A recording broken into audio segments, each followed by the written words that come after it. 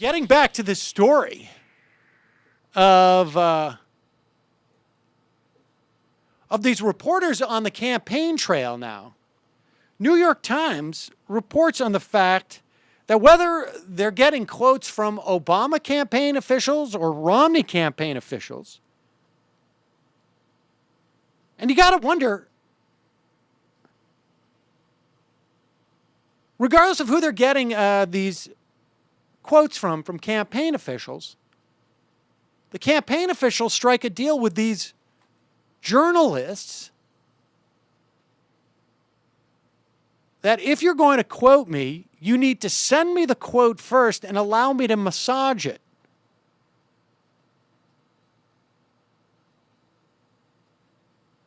And you're looking at me like I'm crazy, but basically it's this. Hi, I'm a reporter. You're from the campaign.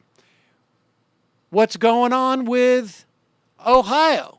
Well, we think we're going to do very well in Ohio. We've got people spending a lot of money there, and that's what we're hoping to achieve.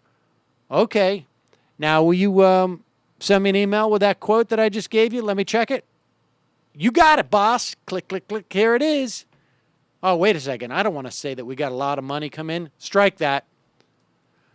All right. Let me type up my article now for the newspaper.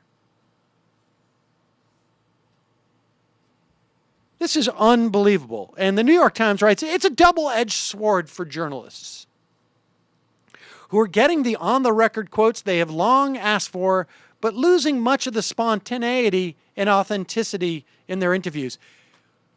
Is that really a double-edged sword?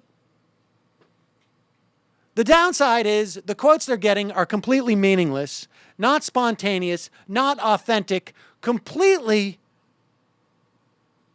without any real value beyond what a campaign official would send out in a press release.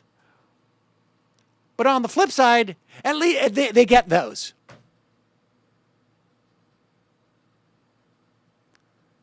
This is not journalism. This is pathetic. And let me ask you a question. Do you think that this is just a practice that these journalists cover a campaign for a year, year and a half, whatever it is? They just practice with campaigns?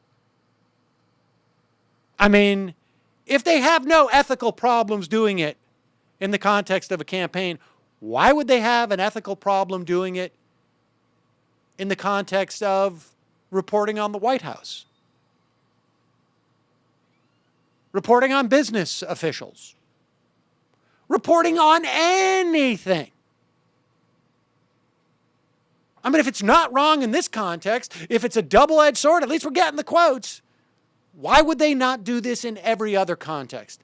How could we possibly believe they don't do this in every other context?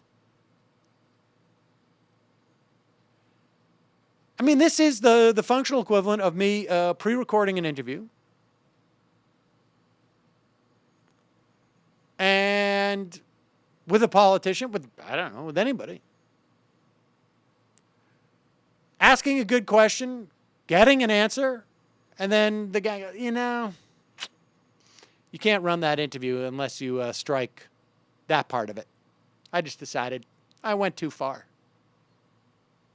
Okay, you got it, boss. Beep, beep. And I don't even put myself out there as some high-minded journalist. I'm going to report on Medicare penis pumps in a minute.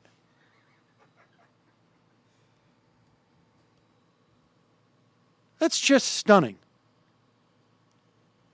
It was difficult to find a news outlet that had not agreed to quote approval, albeit reluctantly. Big difference. Organizations like Bloomberg, The Washington Post, Vanity Fair, Reuters, and the New York Times have all consented to interviews under such terms. You know what? If it's like, hey, we've got Johnny Depp here to talk about the latest movie, and you're going to one of those PR junkets, as pathetic as it is, I guess it really doesn't matter. Who cares? But even still, I bet you there are entertainment reporters who won't even agree to that. What an embarrassment. What an unmitigated embarrassment.